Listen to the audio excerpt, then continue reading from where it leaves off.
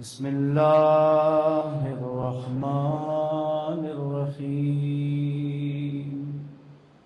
الحمد لله رب العالمين بارئ الخلائق أجمعين الذي لم يلد ولم يولد ولم يكن له كفوا أحد. الصلاة والسلام على أشرف الأنبياء والمرسلين حبيبنا وحبيب إله العالمين الذي سمي في السماء أحمد وفي الأرضين بأبي القاسم محمد. اللهم صل على محمد وعلى آله الطيبين الطاهرين المعصومين واللعنة الدائمة على أعدائهم أجمعين من يوم عداوتهم إلى قيام يوم الدين. السلام عليك يا أبا عبد الله وعلى الأرواح التي حلت بفنائك. عليك مني سلام الله أبدا ما بقيت وبقي الليل والنهار ولا جعله الله آخر العهد مني لزيارتكم.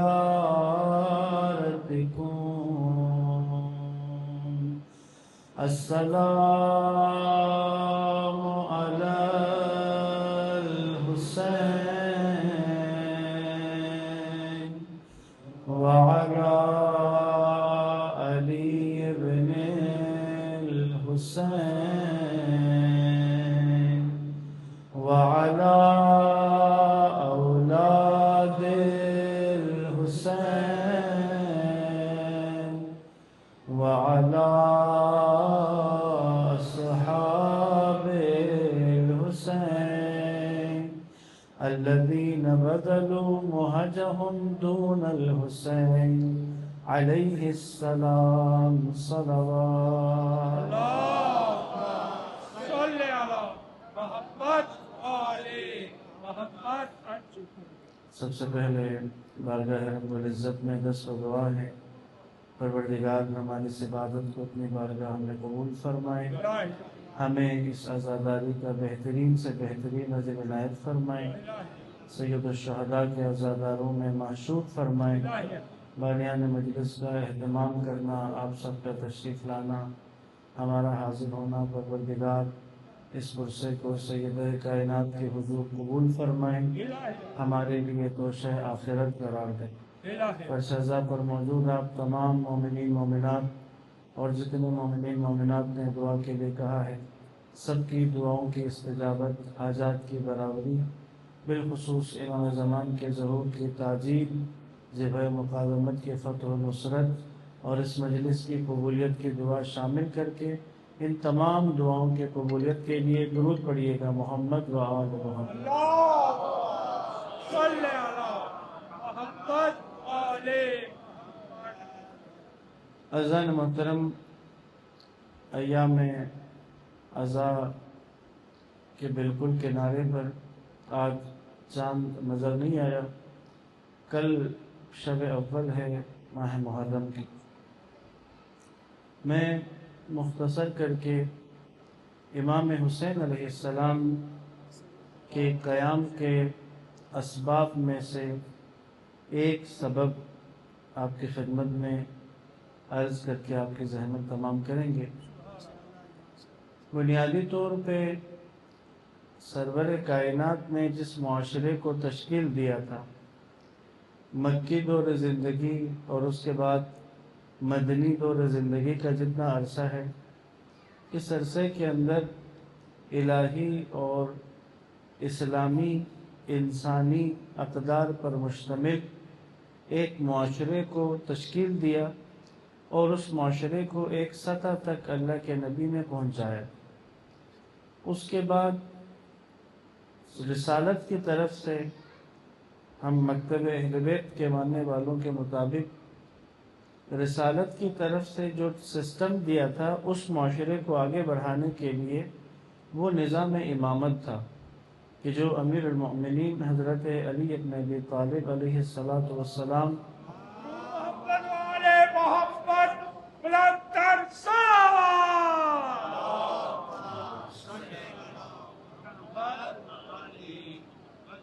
کہ جو مولا نے اور ان کے بعد 11 ائمہ نے اس سلسلے کو آگے بڑھانا تھا، لیکن وہاں سے جو ایک اختلاف علماء ہوتا ہے اور نظام امامت کی طرف امت نے اپنے آپ کو نہیں پہنچایا، اس سلسلے کے ساتھ آگے نہیں بڑھے، تو وہ معاشرہ، وہ نظام، وہ ایک مرحلے تک جس کو اللہ کے نبی نے پہنچایا تھا، وہ وہاں سے اوپر جانے کے بجائے اب تدریجاً واپسی کی طرف اس نے سفر شروع کیا۔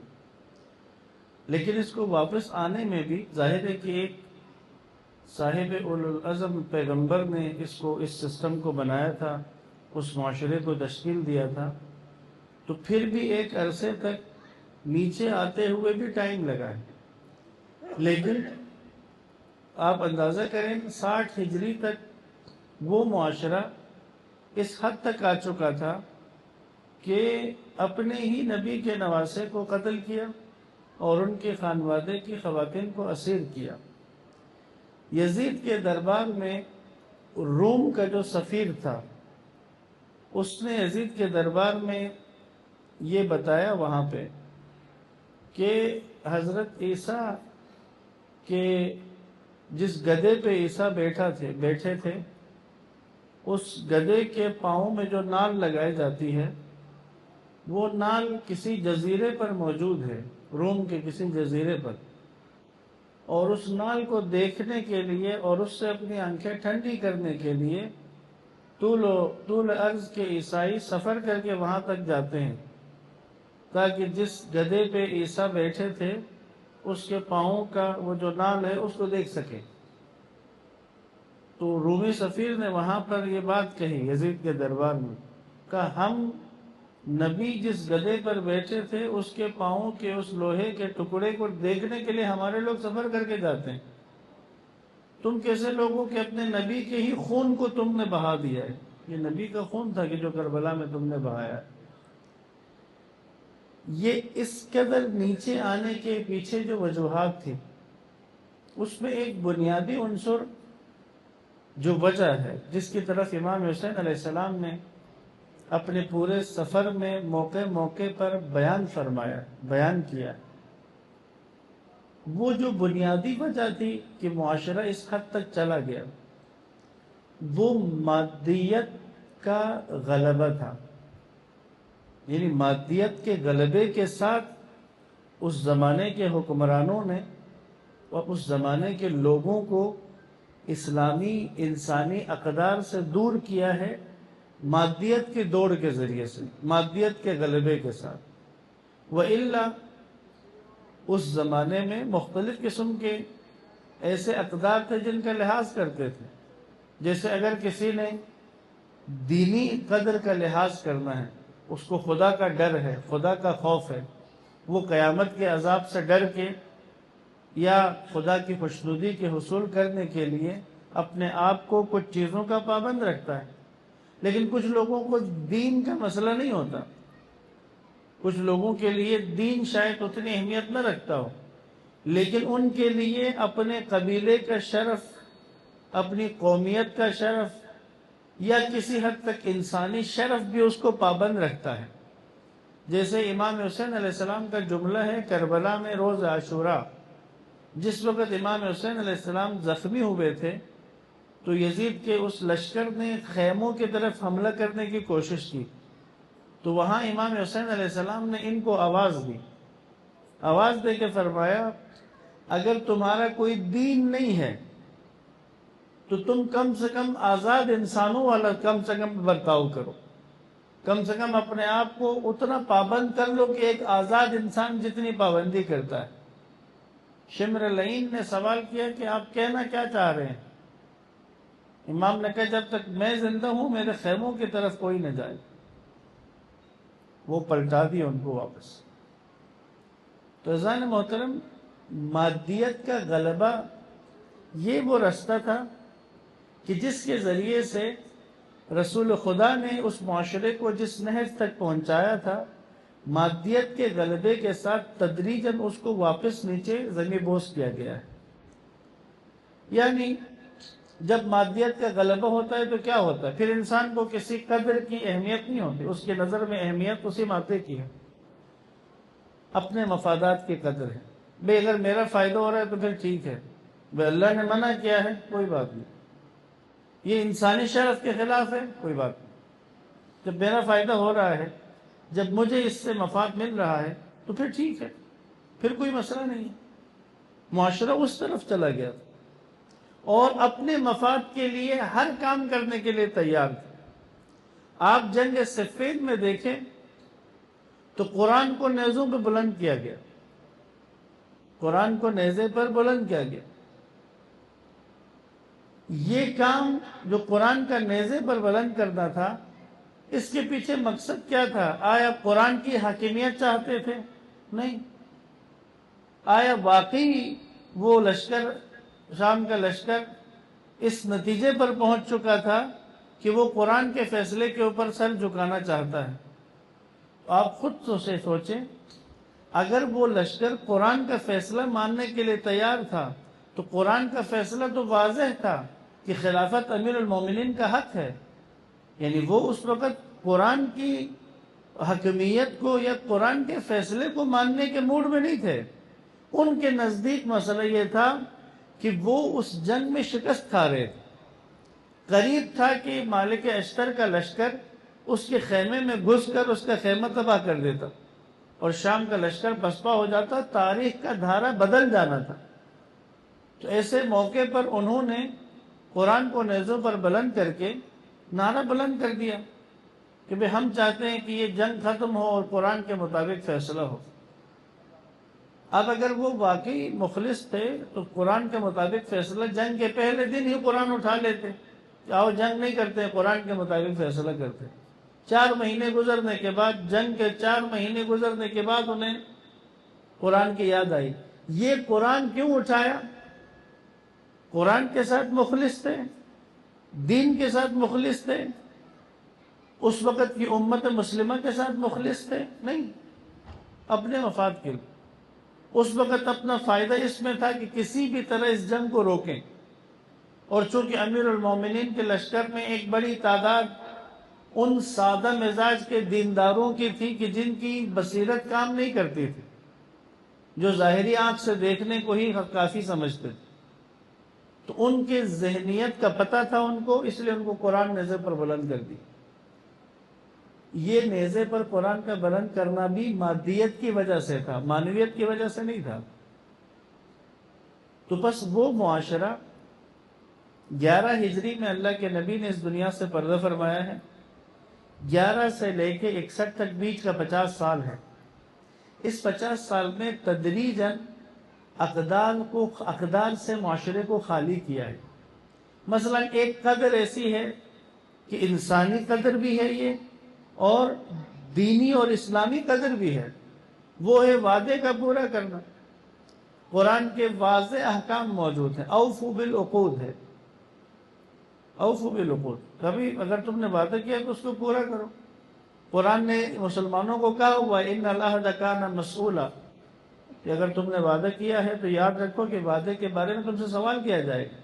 تو ایفائے عہد، قول کا پورا کرنا، باتوں کے پکے رہنا، یہ انسانی صفات بھی ہیں، دین سے ہٹ کے بھی۔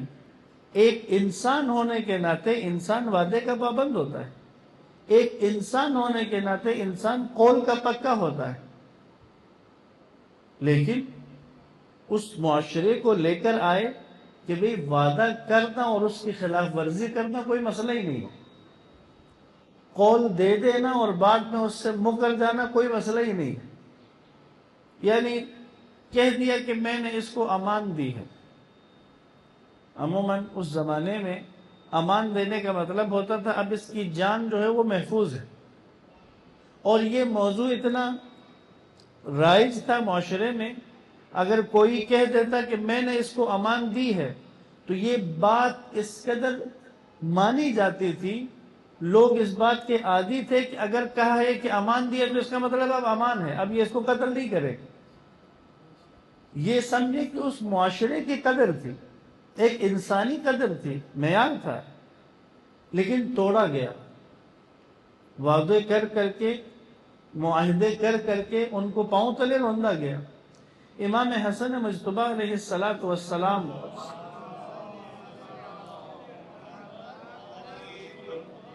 جس وقت امام حسن سے صلح کی ہے اور صلح کی شرائط لکھی ہیں، اب اس زمانے کا خواص طبقہ سب واقف تھا، لیکن امیر شام نے کوفہ میں آ کے اس صلح کے بعد، امام حسن کے مدینہ جانے کے بعد، جب امیر شام کوفہ پہنچا تو کوفہ کے منبر پہ چڑھ کے خطبے کے بعد اس نے اعلان کیا وہ جو صلح ہے وہ میرے پاؤں کے نیچے، لکھے ہوئے معاہدے سے پھر گیا۔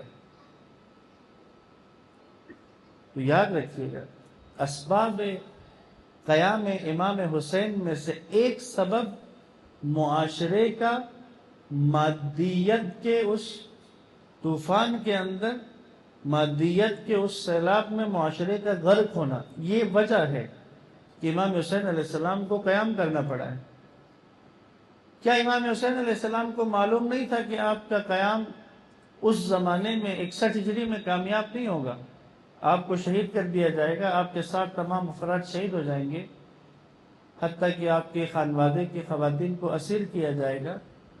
معلوم تھا، پھر بھی امام حسین علیہ السلام نے اس کام کو انجام دیا۔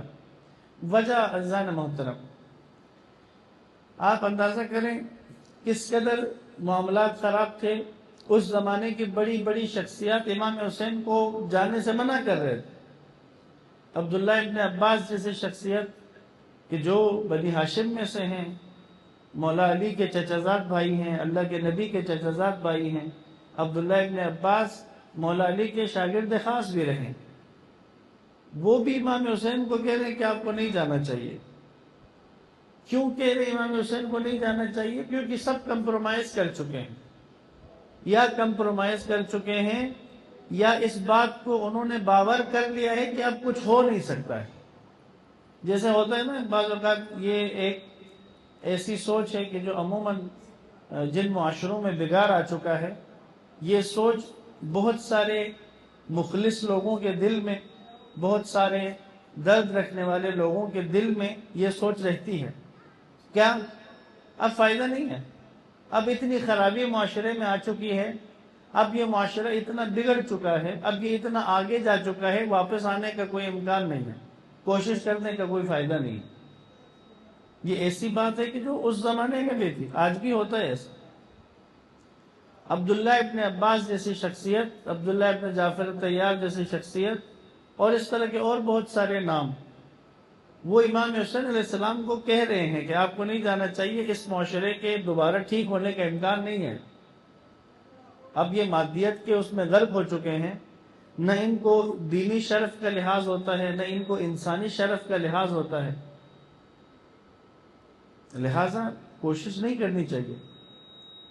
لیکن امام حسین علیہ السلام نے اس طرح کے کسی بھی مشورے کو قبول نہیں کیا۔ جانتے ہیں کیوں؟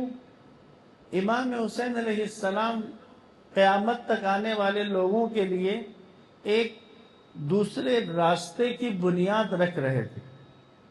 بھئی سارا معاشرہ تو ایک طرف ہو چکا ہے، جیسے وہ مولانا مودودی سے کسی نے سوال کیا کہ بھئی جب 61 ہجری میں موجود تمام اصحاب رسول نے یزید کی بیعت کر لی تھی تو پھر امام حسین نے کیوں بیعت نہیں کی؟ مولانا مودودی سے سوال کیا گیا 61 ہجری میں موجود اصحاب پیغمبر نے جب یزید کی بیعت کر لی تھی تو پھر امام حسین نے یزید کی بیعت کیوں نہیں کی؟ تو مودودی نے جواب دیا کہ تمہارے اس سوال کو الٹا کرو تو جواب بنتا ہے۔ کہا کیا مطلب؟ کہا سوال یہ بنتا ہے اصل میں کہ 61 ہجری میں جب امام حسین نے اس کی بیعت نہیں کی تھی تو پھر اصحاب پیغمبر نے کس لیے بیعت کی ہے اس کو؟ اب میں آپ کی خدمت میں وہ وجہ بیان کر رہا ہوں کہ کیوں بیعت کی ہے۔ ہو سکتا ہے کہ ایک تعداد وہ ہو کہ جو اس کی حکومت پہ راضی ہو سکتا ہے کہ ایک تعداد وہ ہو کہ جو اس کے ظلم و تشدد کے ڈر کی وجہ سے ایک درود پڑھنے محمد والے کو۔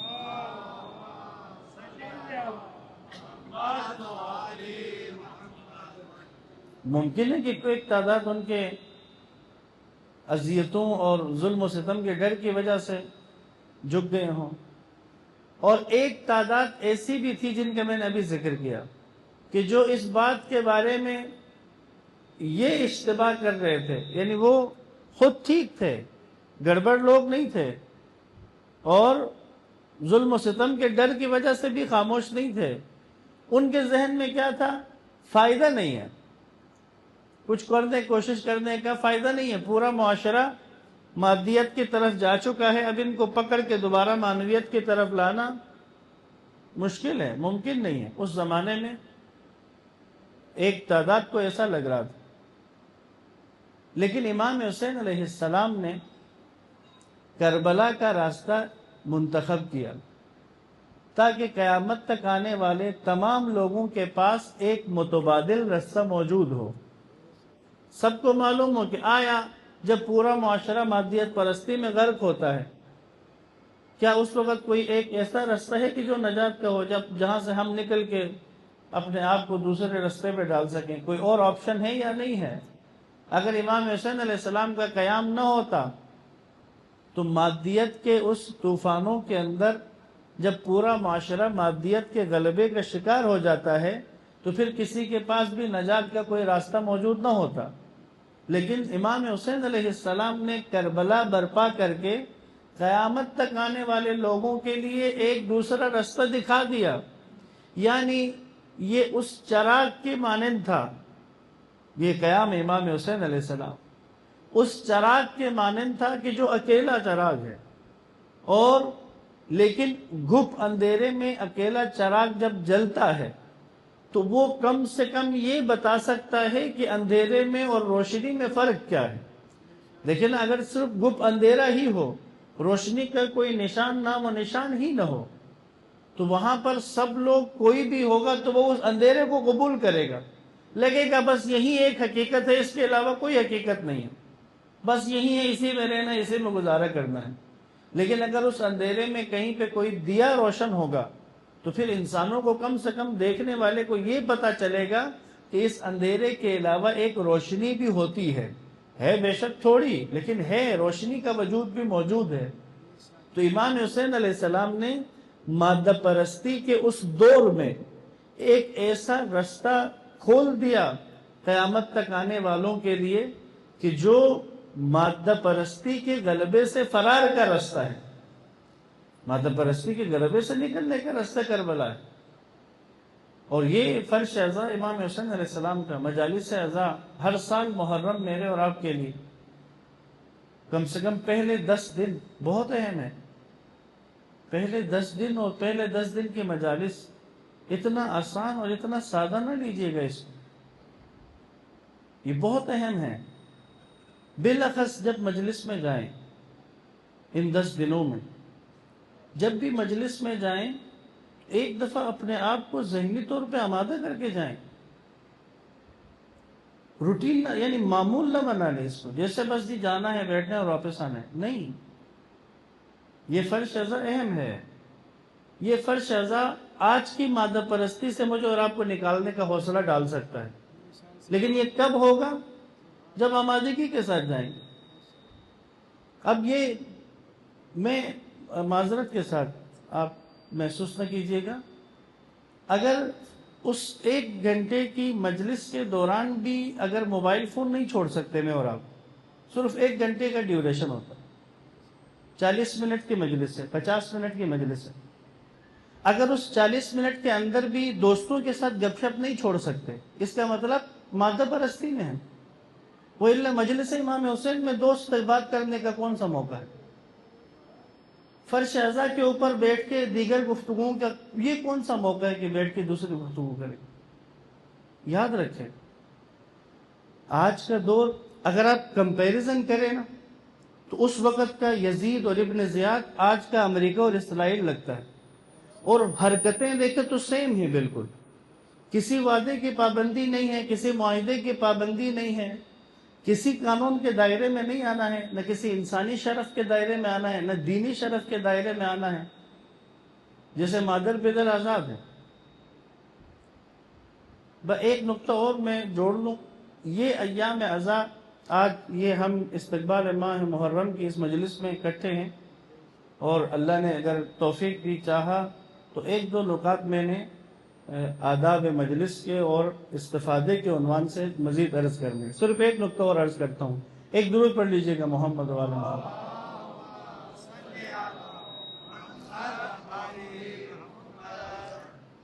جس وقت حضرت مسلم ابن عقیل کوفہ گئے تھے، آپ سب نے مجالس میں تسلسل کے ساتھ سنا ہے کہ 18,000 افراد نے مسلم کے ہاتھ پہ بیعت کی، لیکن اس وقت کوفہ میں بنو امیہ کا گورنر موجود تھا، یعنی آپ سمجھیں کہ حکومتی مشینری موجود تھی، مثلا پولیس والے موجود تھے، فورسز موجود تھی، گورنر موجود تھا، ان سب کی موجودگی میں 18,000 افراد نے کھلے بندوں جا کر مسلم ابن عقیل کی بیعت کی ہے۔ اس بیعت کا مطلب یہ ہوتا ہے کہ اس وقت جو وہاں پہ گورنمنٹ جو موجود تھی، وہاں پہ جو حکومت موجود تھی، اس کے مقابلے میں ایک اگلی نئی حکومت کے لیے بیعت کر دیں لوگ جا کے، اور اس سب کو ہونے دے رہا ہے اس کا گورنر، وہ جو گورنر پہلے سے وہاں موجود ہے وہ اس سب کو ہونے دے رہا ہے۔ نعمان ابن بشیر انصاری جو ہے وہ گورنر تھا وہاں پہ۔ کسی نے نعمان سے کہا کہ تم ڈرپوک ہو، اس لیے تم یہ سب ہونے دے رہے ہو، تو اس کا جملہ ہے، خیر تھا وہ اس گروپ کا، لیکن وہ میں بنیادی فرق آپ کو بتا رہا ہوں کہ اس زمانے میں اس نظام نے کس قسم کے لوگوں سے فائدہ اٹھایا۔ تو نعمان بن بشیر نے اپنی گفتگو میں، اپنے خطبے میں کہا کہ اس راہ میں، ایک درود پڑھ لیں محمد والا،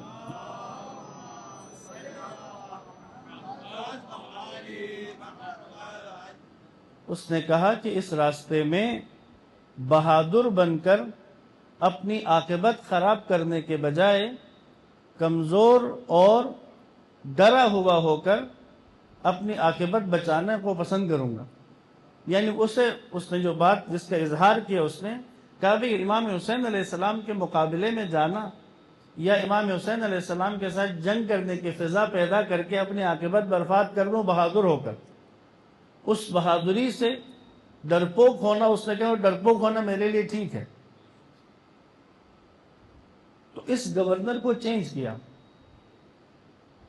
اب ایسا حکمران چاہیے تھا کوفہ میں، کیونکہ یہ سارا جو معرکہ پیش آنا ہے، یہ سارا واقعہ جو پیش آنا ہے وہ عراق میں آنا ہے، اور عراق کا مرکز کوفہ۔ ایک ایسا فرد چاہیے جس کو نہ کسی دینی شرف کا لحاظ ہو، نہ کسی انسانی شرف کا لحاظ ہو، کسی بھی شرف کی، کسی بھی قدر کی اس کی نظر میں کوئی اہمیت نہ ہو، ایسا فرد چاہیے۔ تو انہوں نے ابن زیاد کو بصرہ سے اٹھا کر یہاں بھیجا، اور ابن زیاد نے وہی کیا جس کی ان کو توقع تھی اس سے۔ اس نے کسی شرف کا لحاظ نہیں کیا۔ مسلم ابن عقیل کو امان دی۔ پہلے میں نے عرض کیا، عرب کا اگر کوئی عرب کہہ دینا میں نے امان دی ہے، تو وہ سمجھے اگر وہ اس امان کو توڑے تو دین تو چھوڑ دیں، اسلام کو ایک دفعہ چھوڑ دیں، یہ خود اس کی عربی غیرت پر، اس کی قبیلائی غیرت پر سوال اٹھتا تھا اس زمانے میں. اور یہ محمد ابن اشعث نے مسلم بن عقیل کو امان دینے کا اعلان کیا. سینکڑوں لوگوں نے سنا ہے کہ امان دی، لیکن اس امان کے ذریعے سے مسلم کو بند کر کے ابن زیاد کے سامنے پیش کیا ہے، اور پیش کر کے ابن زیاد نے اس وقت اس امان کا کوئی پاس نہیں رکھا اور مسلم کو شہید کر دیا. ان اقدار کی پامالی. آج کے دور میں یاد رکھیں، اگر ہماری زندگیوں میں ان اقدار کی کوئی اہمیت نہیں ہے، مثلا قول کی پاسداری، وعدے کا پورا کرنا، اور خوف خدا، قیامت کا خوف، اگر یہ ساری چیزیں میری زندگی سے، ہماری زندگی سے کم ہوتی چلی گئی اور خدا نخواستہ ختم ہو گئی، تو یاد رکھیے گا ہم اسی جگہ کھڑے ہو جائیں گے جس جگہ وہ معاشرہ جا کے کھڑا ہو چکا. ہر ایک کے پاس ایکسکیوز ہوتے ہیں. ایک ایسا ایکسکیوز جس نے ایک نامور شیعہ کو برباد کر کے رکھ دیا اسی 61 ہجری میں. نامور شیعہ، کوئی عام بندہ بھی نہیں، بڑے لوگوں میں سے. یہ تھا بصرہ میں رہنے والا منذر ابن جارود. یہ جمل میں مولا علی کے لشکر کا افسروں میں سے، اور اس وقت بھی 60 ہجری میں بھی یہ امیر المومنین کے شیعوں کے عنوان سے شمار کیا جاتا تھا. جس وقت ابن زیاد کو گورنر بنا کر بصرہ بھیجا، کوفہ آنے سے پہلے عبیداللہ ابن زیاد بصرہ کا گورنر تھا. تو بصرہ جب ابن زیاد کو بھیجا یزید کے باپ نے، تو یہ یزید کے باپ کا منصوبہ تھا ابن زیاد کے لیے. کہا کہ جب کوفہ جاؤ تو کوفہ میں شیعوں کی ایک تعداد رہتی ہے، اور شیعوں کو اپنے ساتھ ملانے کے لیے یا ان کے دلوں میں ہمدردی پیدا کرنے کے لیے شیعہ سرداروں میں سے کسی ایک سردار کی بیٹی سے شادی کرو اور ان کے داماد بن جاؤ. تو جب تم ان کے داماد بنو گے تو پھر وہ تمہارے خلاف کوئی شیعہ تحریک نہیں اٹھے گی بصرہ میں. تو یہ عبیداللہ ابن زیاد بصرہ آیا اور منذر ابن جارود کی بیٹی سے شادی کی. یہ ایک سیاسی شادی تھی بنیادی طور پر. اور منذر ابن جارود کی بیٹی سے گورنر بصرہ کی شادی، یہ وہ غلطی تھی منذر کی کہ جو وہ کر بیٹھے. اس کا انجام جانتے کیا ہوا ہے؟ اس کا انجام یہ ہوا کہ اب چونکہ ابن زیاد کو بیٹی دی ہے، اب ابن زیاد کے ساتھ تعلقات بنا کے رکھنے ہیں. تو ان تعلقات کو بنانے کے چکر میں جس وقت 61 ہجری 60 ہجری کے اندر امام حسین علیہ السلام کے سفیر بصرہ آئے، جس طرح کوفہ مسلم ابن عقیل گئے ہیں، اسی طرح بصرہ بھی امام حسین کے سفیر آئے ہیں. اور یہ بصرہ میں امام حسین کے سفیر 5 لوگوں کو خط دینے کے لیے آئے تھے. امام حسین کا خط بصرہ کے صرف 5 سرداروں کے لیے تھا. ان 5 میں سے ایک منذر ابن جارود تھا. 4 تک پیغام سلیمان نے پہنچا دیا امام حسین کے سفیر نے، اور منذر ابن جارود سے جا کے مل کے اس کو امام حسین کا پیغام پہنچایا. اب چونکہ منذر کے گھر میں بھی جاسوس، یقیناً ابن زیاد کا سسر ہے تو جاسوس ہے، تو اب ڈر گیا منذر ابن جارود. ڈرا، سلیمان کو اپنے گھر میں ٹھہرایا. اب یہ سوچ کے ڈر گیا کہ اگر کسی نے ابن زیاد کو بتایا کہ امام حسین کا سفیر میرے گھر میں ہے تو پتہ نہیں میرے ساتھ کیا ہوگا، میری بیٹی کے ساتھ کیا کرے گا ابن زیاد. اس ڈر اور خوف کی وجہ سے سلیمان کا امام حسین کے سفیر کو پکڑ کے ابن زیاد کے حوالے کر دیا لے جا کے. اسی منذر ابن جارود نے، جو بصرہ کے نامور شیعوں میں سے تھا. ریزن تلاش کریں کیوں منذر ابن جارود اس حد تک چلا گیا. ریزن تلاش کریں تو مادہ پرستی آتی، مادیت کے علاوہ کوئی وجہ نہیں. یہی وجہ ہے کہ میں نے جو عرض کیا اس زمانے میں مادہ پرستی کے اندر مادہ پرستی لوگوں کی رگوں میں رچ بس گئی. اب اپنے اپنے فائدے کے لیے بھئی اگر ہمارا فائدہ ہو رہا ہے تو پھر مسئلہ نہیں ہے. پھر کام غلط ہو، کام کسی قدر کے خلاف ہو، کام شریعت کے خلاف ہو، یہ حرکت انسان کو زیب نہیں دیتی. اس طرح کی کوئی باتیں معنی نہیں رکھتی. اگر تمہیں منافع ہو رہا ہے، تمہیں اگر کوئی فائدہ ہو رہا ہے تو اس کو کر جاؤ. یہ وہ نظریہ تھا جو اس زمانے کے معاشرے میں رائج ہو گیا تھا، اور وہ معاشرہ مزید تباہی کی طرف جا رہا تھا کہ امام حسین علیہ السلام کھڑے ہو گئے یہاں پر، اور امام نے ایک خط کھینچ دیا.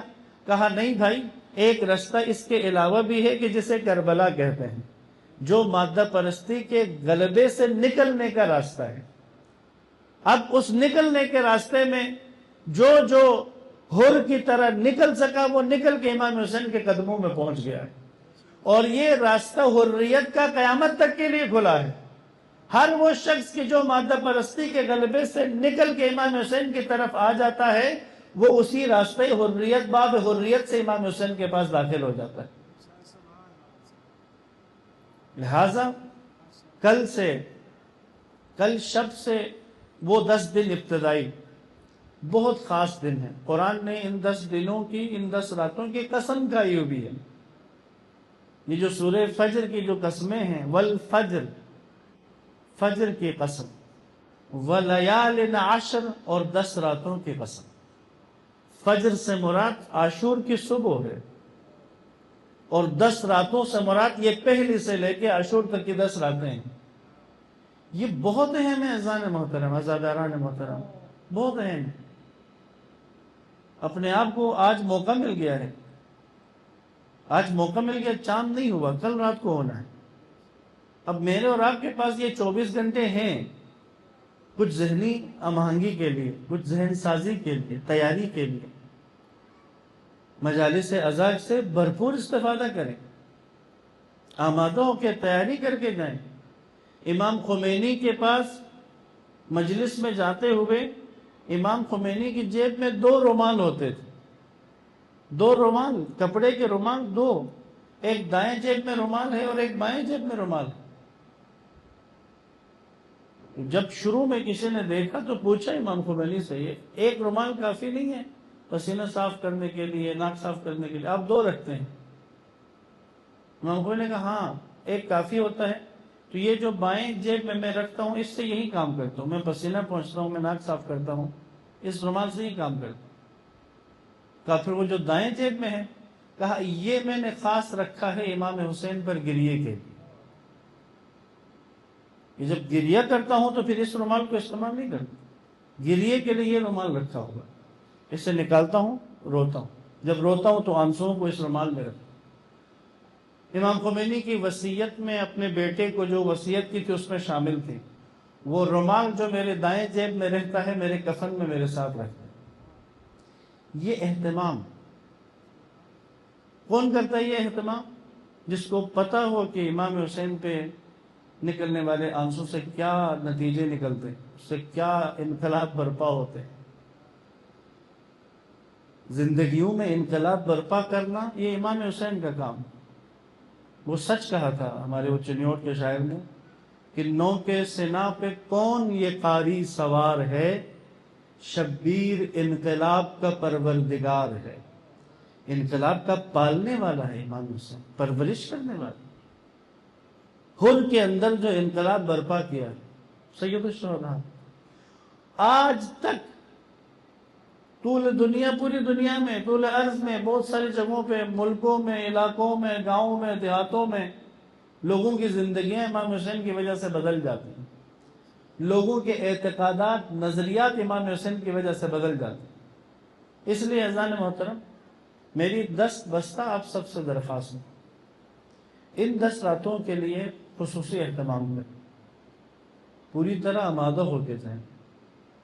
آپ اگر کام کے لیے نکلے ہیں اور آپ کو معلوم ہے کہ آپ نے کام سے ہی مجلس پہ جانا ہے، تو کام کے لیے جاتے ہوئے تیار ہو کے جائیں، لباس اعزا پہن کے جائیں، باوضو ہو کر مجلس میں جانا ہے، بے وضو نہ جائیں مجلس میں. باوضو ہو کر مجلس میں بیٹھے، موبائل کو بند کر کے مجلس میں بیٹھے، اور بالخصوص مصائب کے لیے پہلے سے اپنے آپ کو آمادہ کریں۔ ہم نے ایک استاد سے پوچھا تھا مجلس مصائب میں رونا نہیں آتا، انہوں نے ایک عملی طریقہ بتایا تھا کہ مجلس میں جانے سے پہلے اپنے آپ کو کہو کہ میں مجلس میں جا رہا ہوں، تو میں نے جا کے پھر مجلس میں گریہ کرنا ہے۔ کہ جب تم یہ ارادہ رکھو گے تو انسان کا وجود اسی طرح سے ہے، پھر تمہاری کیفیت بنے گی وہاں۔ بس عزیزان محترم، اگر ان 10 راتوں سے، صبح عاشور سے میں اور آپ اچھا استفادہ کر سکیں تو اس وقت بھی مادیت کا غلبہ ہے۔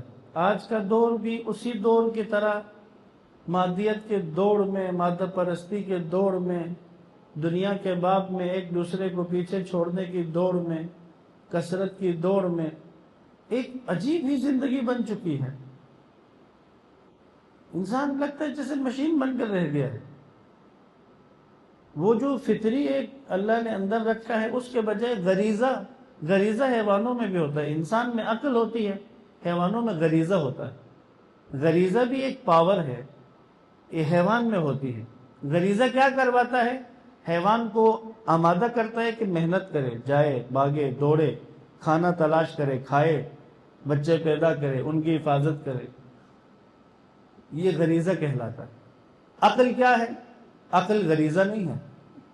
عقل انسان کو انسان بناتی کہ بھئی صرف کھانا پینا ہی نہیں ہے، صرف پہننا اوڑھنا بچھونا اپنے ہی بچوں کے لیے کرنا ہی انسانیت نہیں ہے۔ انسانیت گردن پہ ذمہ داریاں ڈالتی ہے۔ اگر گردن پہ کوئی ذمہ داری نہیں آتی ہے، آرام سے اپنی اپنی زندگیوں میں خوش ہیں، یہ پھر غریزے والی زندگی ہے جو حیوانات کی ہے، انسانی نہیں ہے یہ زندگی۔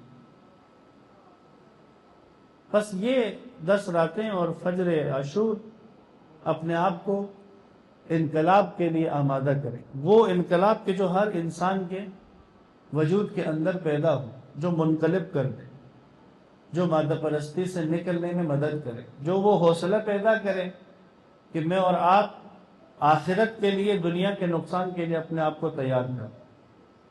اگر میری آخرت بچ رہی ہے تو مجھے فکر نہیں ہے کہ میری دنیا کا نقصان ہو جائے۔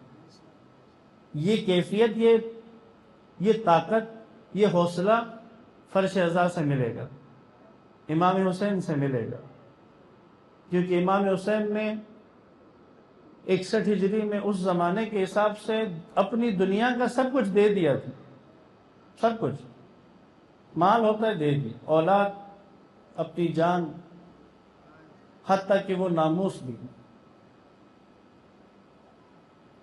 اسی لیے ان 10 دنوں میں بالخصوص، اس کے بعد بھی کوشش کریں، لیکن ان 10 دنوں کا اہتمام خصوصی کریں، اپنے آپ کو آمادہ کریں ایام اعضاء میں داخل کرنے کے لیے۔ آج سے لے کے کل شام تک، دن میں، آج رات میں، کسی نہ کسی ٹائم 10 منٹ 15 منٹ کے لیے بیٹھ کے سوچیں، ہمیں سر ایک اپنا جائزہ لے کہ میں اس وقت مادیت میں کتنا گرفتار ہوں۔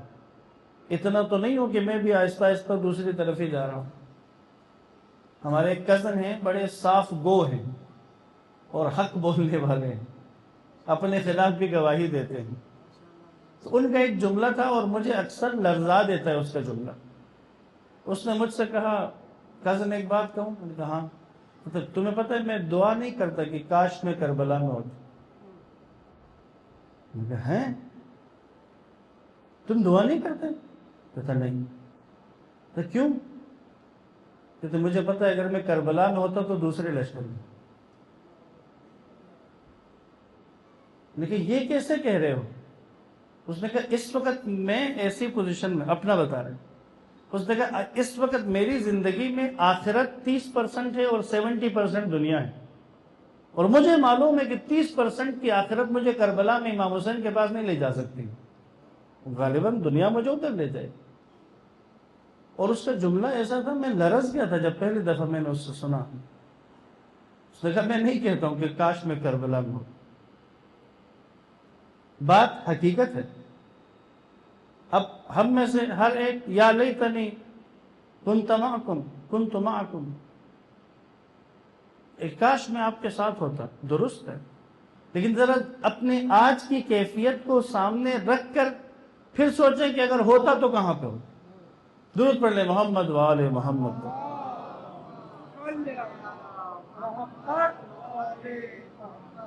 بس عزیزان محترم، وہ آنسو کہ جو امام حسین کے غم میں نکل آئے، وہ بہت سی پابندیوں سے کہ جو شیطان اور اس کے چیلے مل کر ہمارے اوپر لگاتے ہیں، اس سے نکالنے کا باعث بنتا ہے. وہ ایک آنسو جو مولا حسین کے غم میں نکل آئے، وہ انسان کو نجات کے راستے کی طرف لے کر جاتا ہے. بس دو جملے اگر مصائب کے متبرک کریں اس ذکر کو، تو یاد رکھیے گا سید الشہداء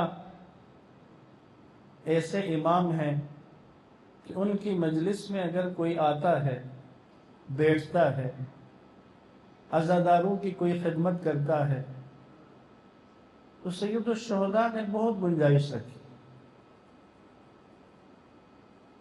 اور یہ بھی یاد رکھیں کتنے آنسو بہائے ہیں میں نے اور آپ نے آج تک اپنے آنسوؤں کے قطرے نہیں گنے، لیکن ایک ایک شمار کیا جاتا ہے. ایک امام بارگاہ کا خادم تھا، سادہ بندہ تھا، تیز ترار نہیں تھا، تو کسی عہدے پہ انجمن کے کسی کابینٹ میں کسی چیز میں نہیں تھا. بس جب تبرک کی چائے بنتی تھی تو کیتلی میں سے پیالی میں ڈالنے کا کام کر سکتا تھا، بس وہی کرتا تھا مجلس میں. سادہ بندہ تھا، گزر گیا دنیا سے. کچھ دن کے بعد اس کو کسی نے خواب میں دیکھا تو بڑی عالیشان جگہ پہ اگلے عالم میں بیٹھا ہوا ہے. اس سے پوچھا کہ یار یہ تمہیں مقام کیسے ملا؟ کہا کہ جب میں قبر میں گیا تو فرشتے سوالوں کے لیے آئے، تو وہ سوال پوچھنا چاہ رہے تھے، اتنے میں امام حسین علیہ السلام تشریف لائے وہاں پر. کہتے ہیں سید الشہداء آئے اور فرشتوں سے کہا اس نے میری بڑی خدمت کی ہے، اس کو چھوڑ دو، اس نے ہماری بہت خدمت کی. کہتے میں حیران تھا کہ میں نے مولا کی کیا خدمت کی ہے. کہتے ہیں مجھے کہا تم نے میرے عزاداروں کو 11,000 کپ چائے کے پلائے ہیں. کہا 11,000 کپ چائے کے، یعنی یہ جو پلا رہا تھا اس کے اس عمل کو شمار کیا جا رہا تھا. حسین ابن علی گن رہے تھے.